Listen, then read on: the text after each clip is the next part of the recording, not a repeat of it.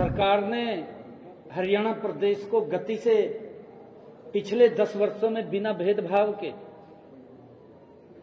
गरीब व्यक्ति को केंद्र मान करके इस सरकार ने हरियाणा को मजबूती से आगे बढ़ाया है। इनको इस बात की पीड़ा है कि ये सरकार क्यों इतनी गति से काम कर रही है।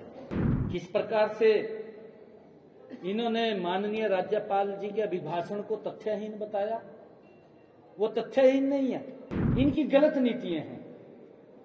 गलत नीतियों के कारण कांग्रेस को बाहर का रास्ता दिखाया है। डॉक्यूमेंट विजन है, सरकार ने हरियाणा प्रदेश को गति से पिछले 10 वर्षों में बिना भेदभाव के गरीब व्यक्ति को केंद्र मान करके इस सरकार ने हरियाणा को मजबूती से आगे बढ़ाया है। उसकी चर्चा अगर हम देखें, चौपाल पर भी होती है, गांव में, गली में, दुकान पर भी होती है, वार्ड में भी होती है,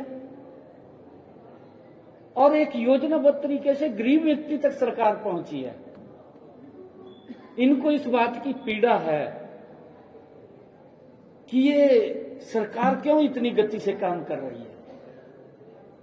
जब इन्होंने अनाप शनाप बातें बोली, मेरा फर्ज बैठता था जवाब देना। मैंने उसके ऊपर उत्तर दिया है। किस प्रकार से इन्होंने माननीय राज्यपाल जी के अभिभाषण को तथ्यहीन बताया, वो तथ्यहीन नहीं है।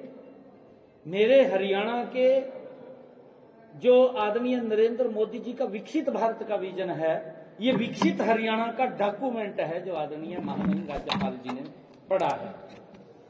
और उस डॉक्यूमेंट को राज्यपाल जी का जो पद है, वो पद संवैधानिक पद है, बड़ा पद है,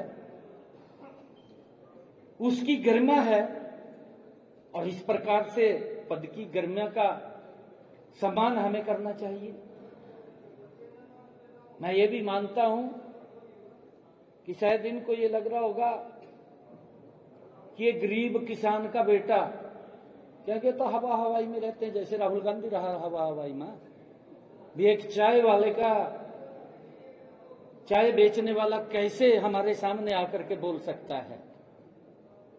इनकी शायद यही सोच होगी कि एक गरीब परिवार का, गरीब किसान का बेटा ये कैसे आकर के यहां बोल सकता है।